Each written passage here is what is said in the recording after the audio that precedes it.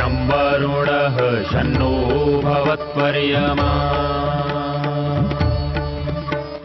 शन्न इन्द्रो बृहस्पतिः शन्नो विष्णुरुक्रमः ॐ शान्ति शान्ति शान्तिः।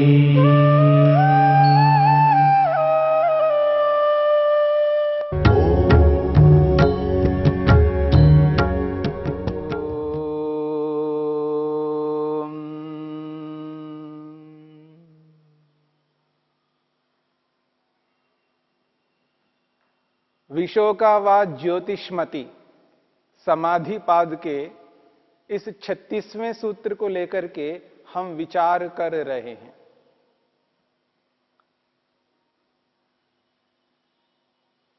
स्थूल उपलब्धियों के साथ में सूक्ष्म उपलब्धियों को महर्षि पतंजलि ने दर्शाया है। मन को एकाग्र करने के लिए स्थूल से स्थूल उपायों को प्रस्तुत किया है और मन को एकाग्र करने के लिए सूक्ष्म से सूक्ष्म उपायों को प्रस्तुत किया है।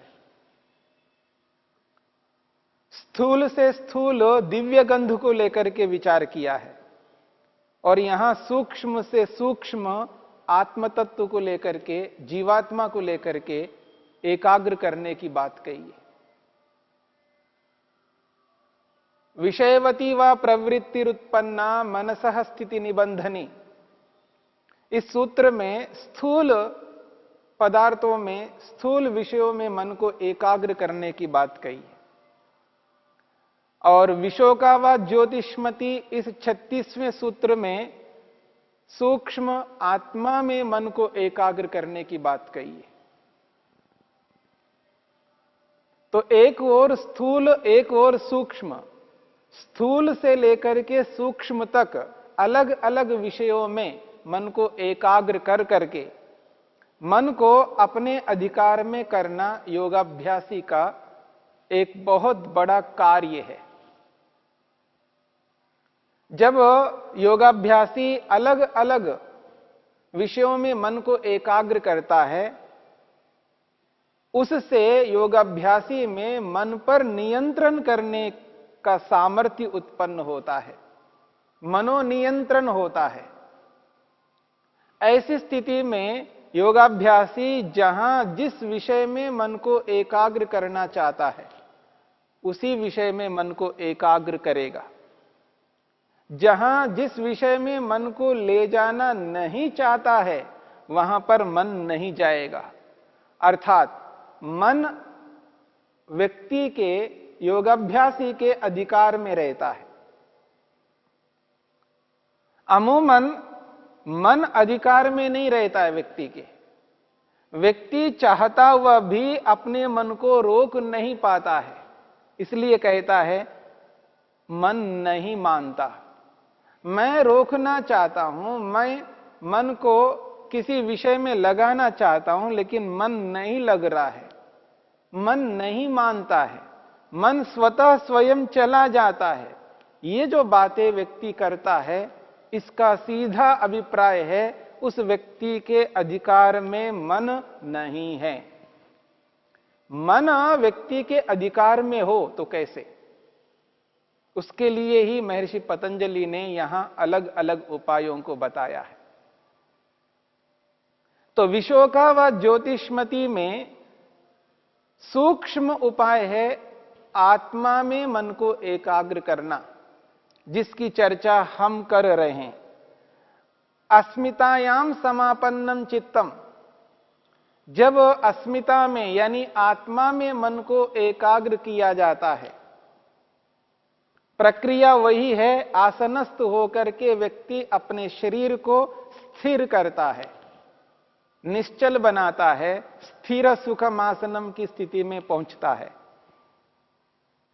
आसन को स्थिर करके प्राणायाम के माध्यम से मन को अपने काबू में रखता है और जैसे ही मन अपने काबू में आ जाता है तो प्रत्याहार की स्थिति को उत्पन्न करता है।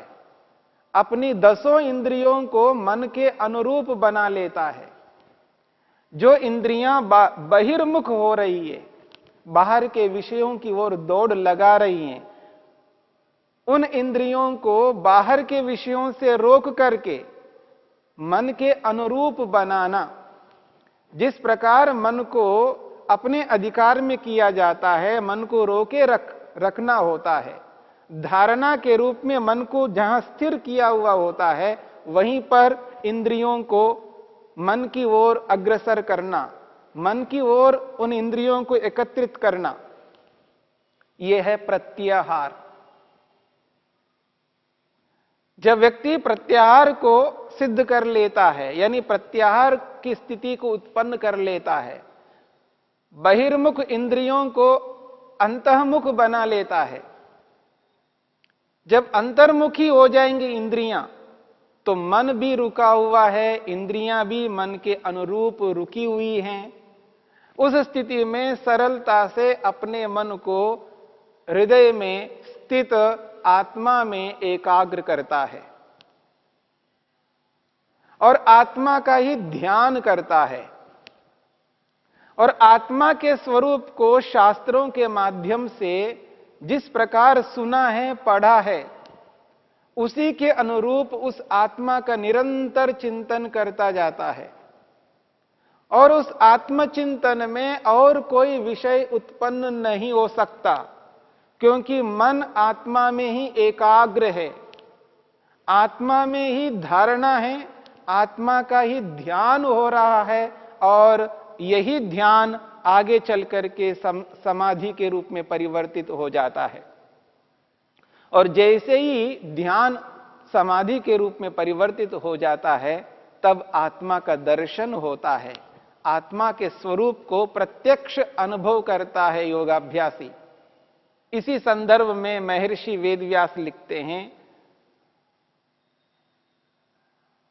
यत्र इदम उक्तम तम अणुमात्रम आत्मानम अनुविद्य अस्मि इत्येवं संप्रजानीते। महर्षि वेदव्यास ने किसी अन्य ऋषि का प्रमाण दिया है यहां पर।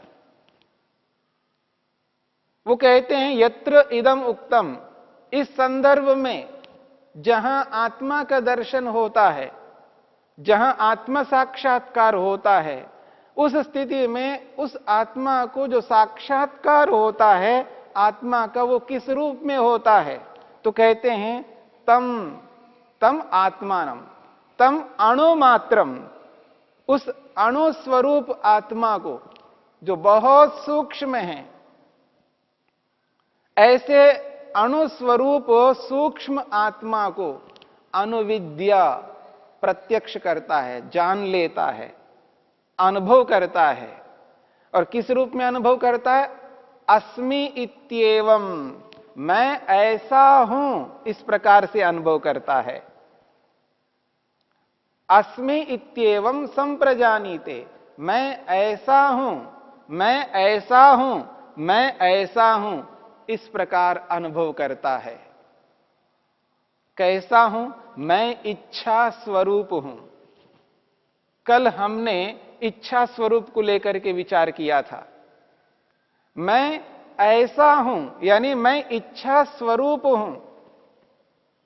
इच्छाएं दो प्रकार की होती है, इच्छाएं दो प्रकार की होती हैं, और यहां पर जिस इच्छा की बात की जा रही है, यह वो इच्छा है जिस इच्छा को प्रत्येक योगाभ्यासी, प्रत्येक साधक, प्रत्येक योगी, प्रत्येक आत्म साक्षात्कार करने वाला व्यक्ति एक ही प्रकार की इच्छा रखता है। उसकी एक जैसी इच्छा होती है, चाहे वो 50 हो, 100 हो, 1000 हो, लाख हो, करोड़ों हो और अरबों हो।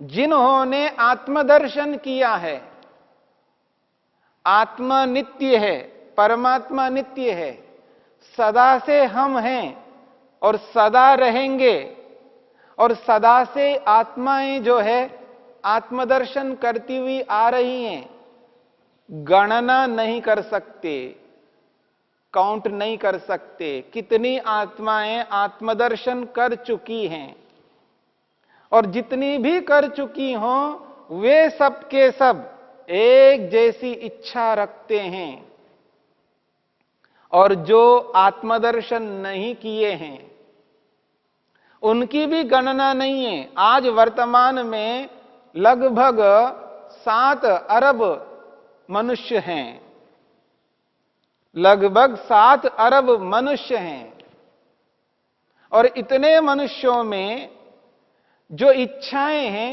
अलग अलग प्रकार की इच्छाएं हैं। सब मनुष्यों की एक जैसी इच्छा नहीं है। ये जो इच्छा है जो एक जैसी नहीं है, ये अविद्या से युक्त है, अज्ञान मूलक इच्छा है। मिथ्या ज्ञान के कारण से, भ्रांति के कारण से अलग अलग इच्छाएं उत्पन्न करते हैं। परंतु जिन्होंने आत्मदर्शन किया है उन आत्माओं ने जो इच्छा की है और जैसी उनकी इच्छा होती है वो एक ही प्रकार की इच्छा होती है। उन सभी आत्माओं को जो एक प्रकार की इच्छा होती है वो इच्छा है प्रभु का दर्शन करूं, ईश्वर का दर्शन करने की इच्छा होती है उनमें, और किसी दूसरे की चेष्टा नहीं करेंगे और कुछ जानने की इच्छा नहीं करेंगे, केवल आत्मदर्शन यानी प्रभु का दर्शन करना चाहते हैं। स्वयं का दर्शन कर चुके हैं, उनको एहसास हो गया है मुझ में आनंद नहीं है, और आत्मदर्शन से पहले प्रकृति से सुख ले लेकर के देख चुके हैं, उस सुख में दुख मिला हुआ है। अब उस सुख की इच्छा तो हो नहीं सकती। मेरी बात को गौर से समझने का प्रयत्न करना है। ये जो बात कही जा रही है कि संसार में जिन सुखों को लेकर के देख चुके हैं उन सुखों में दुख मिला हुआ है, वो केवल सुख नहीं है, सुख के साथ साथ दुख है। उस सुख की इच्छा तो नहीं हो सकती है किनको? जिन्होंने आत्मा का दर्शन किया है, जीवात्मा का दर्शन किया है।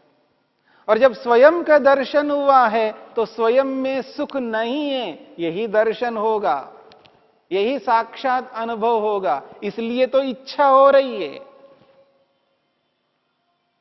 मेरी बात को समझने की चेष्टा करनी। इच्छा है, स्वयं में आनंद नहीं है, सुख नहीं है, और प्रकृति के सुख को नहीं चाहते हैं। इसलिए और जो चाह है वो केवल ईश्वर की चाह है, ईश्वर दर्शन करने की चाह है, ईश्वरीय आनंद को प्राप्त करने की इच्छा है। और यही इच्छा सभी आत्मदर्शन करने वालों की है। यह इच्छा अलग प्रकार की है, और जिन्होंने आत्मदर्शन नहीं किया उनकी इच्छा अलग प्रकार की है, और उनकी जो इच्छाएं हैं वो अलग अलग हैं। जितने लोग उतनी इच्छाएं। इसलिए इच्छा 2 प्रकार की है, एक अविद्या से ग्रस्त होकर के इच्छा रखना, और एक तत्वज्ञान विद्या से युक्त होकर के इच्छा रखना। और जिस विद्या से, जिस आत्मदर्शन विद्या से व्यक्ति को जो इच्छा का बोध होता है वह बोध अलग है, और जिसने आत्मदर्शन नहीं किया उसकी जो इच्छा है वो इच्छा अलग प्रकार की है। इसलिए अहम अस्मि, मैं ऐसा हूं, अस्मि इति एवं संप्रजानीते, मैं ऐसा हूं यानी मैं इच्छा स्वरूप हूं, इसका बोध होता है। इति अहम इत्येवं, मैं ऐसा हूं, कैसा हूं? मैं द्वेष स्वरूप हूं। दूसरी बात कही जा रही है, मैं कैसा हूं? मैं द्वेष स्वरूप हूं, उसका प्रत्यक्ष अनुभव होता है। और द्वेष भी 2 प्रकार का है। जिस प्रकार इच्छा 2 प्रकार की है वैसे ही द्वेष भी 2 प्रकार का है। और जिन्होंने आत्मा का दर्शन किया है उनका द्वेष अलग प्रकार का है, और जिन्होंने आत्मा का दर्शन नहीं किया उनका द्वेष अलग प्रकार का है।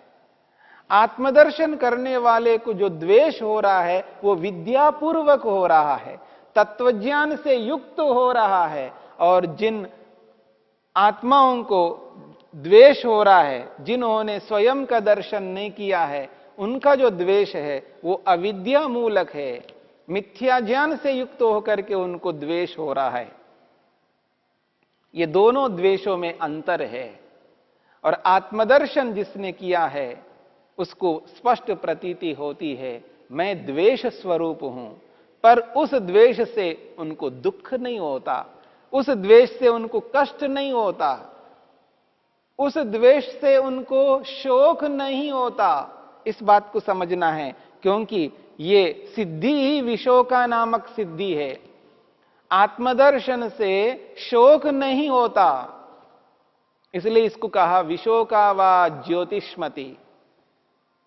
द्वेष का प्रत्यक्ष किया है, अपने आप को द्वेष स्वरूप प्रत्यक्ष कर रहा है व्यक्ति, मैं द्वेषवान हूं, इसके उपरांत भी उसको शोक नहीं होता, क्योंकि यहां पर विद्या मूलक है।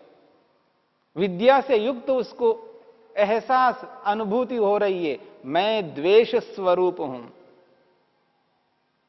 दुख के प्रति द्वेष रखता है, केवल दुख के प्रति द्वेष रखता है,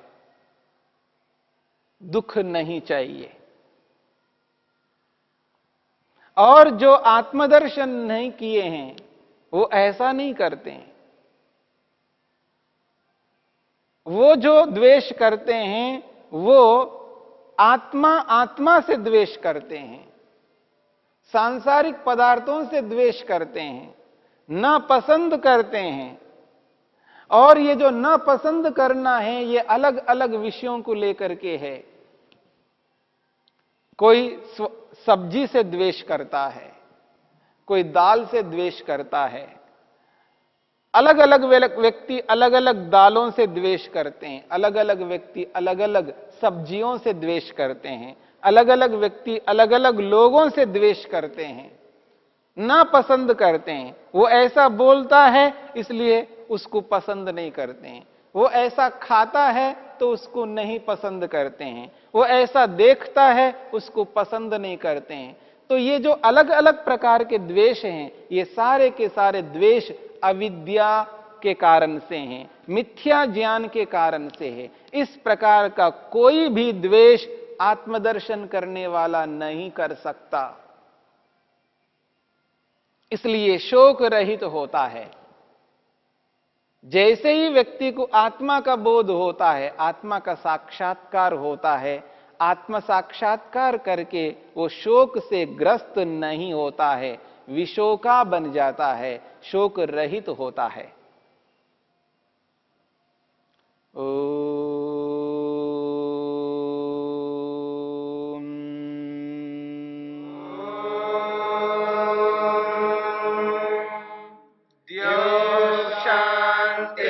शांतिरंतरिक्षं शांतिर्पृथिवी शांतिरापः शांतिरोषधयः शांतिः वनस्पतयः शांतिर्विश्वे देवा शांतिर्ब्रह्म शांति सर्वं शांति शांतिरेव शांति क्षमा शांतिरेधि। ओम शांति शांति शांति।